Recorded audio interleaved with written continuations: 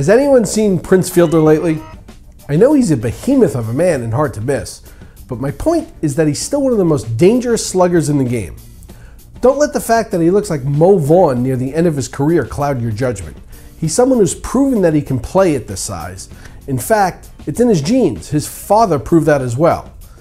It's not going to last forever. At some point, he's just not going to be able to carry the weight effectively anymore and either break down or wear down. But for now, he's still among the game's elite.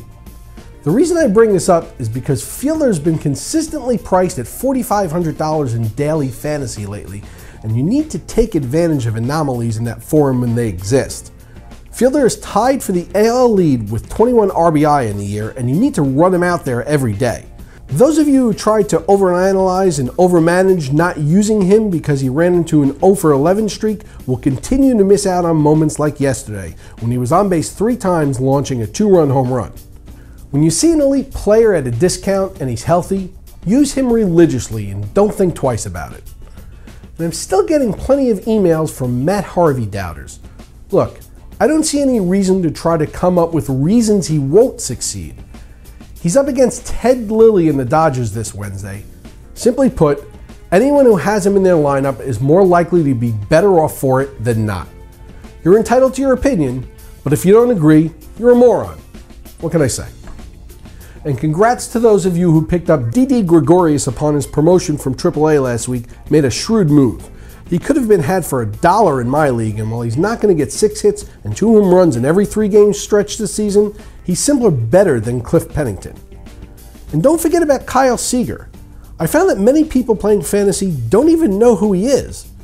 He's the starting third baseman for the Mariners, people. He's on a 10-game hitting streak and went 3 for 4 with a home run and 2 RBI yesterday. The stealth lefty batter righty thrower had 20 home runs and 86 RBI as a 24-year-old in a crappy lineup last season. He's only starting in about 65% of leagues, so go get him. And finally, those of you confused by the start of Cubs first baseman Anthony Rizzo should remain that way. Rizzo went 2 for 4 with his 6th-round Tripper of the Year Sunday. But the Riz only has 13 hits on the season, hitting .209, with nearly half of his hits flying over the fence. It's just odd. He's enticing, but too Adam Dunn-like at the moment for me. I suspect that'll change for the better, though. I try to trade for him if you can find a frustrated owner. Yoenis Cespedes, who is out with a hand injury, is going to play in a minor league rehab game on Friday. He's scheduled to return to the A's lineup on April 28th, so he should be good for the following week.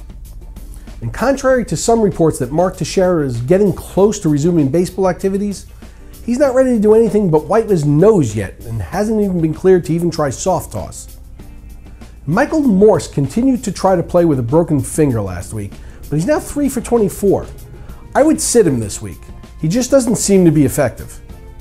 And Albert Pujols continues to suffer with plantar fasciitis in his left foot, hampering his mobility. There's nothing more they can really do for him besides rest him, and while they aren't going to not play him, he'll become the team's DH for the foreseeable future. I know he's hitting okay, but something's got to give. You may be able to get some value out of the money you're paying him in fantasy, but that 10-year deal the Angels signed him to has A-Rod results written all over it. Peter from Maryland University writes, I've been trying to trade John Buck like you suggested, but while he's on my bench, he's still tearing it up. Thanks for nothing. Any other recommendations? Pete, I don't want to disparage your school, but clearly you were not Ivy League material. I didn't tell you not to play him if you had him. If you've got a guy in your roster, no matter who it is, and he's hot, ride him for as long as it lasts. If Buck is going to roll into the All-Star game with 25 home runs and 65 RBI, ride the wave.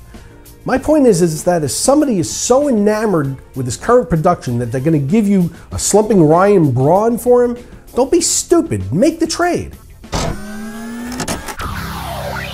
Very much like my point about Prince Fielder to open this segment, I continue to see people trying to overmanage in weekly moves leagues, and good players who had poor week the period before are being reserved the following week, or in some instances waived and replaced by someone less worthy. Assuming they're healthy, let your best players play every day, even if they're going through a poor stretch. In most instances, the stats will normalize over time, and if you've reserved someone who just went through a 2 for 18 period, you're more likely to miss the 10 for 18 that follows while they're sitting on your bench. That's all for today. For RotoExperts, I'm Mike Cardano.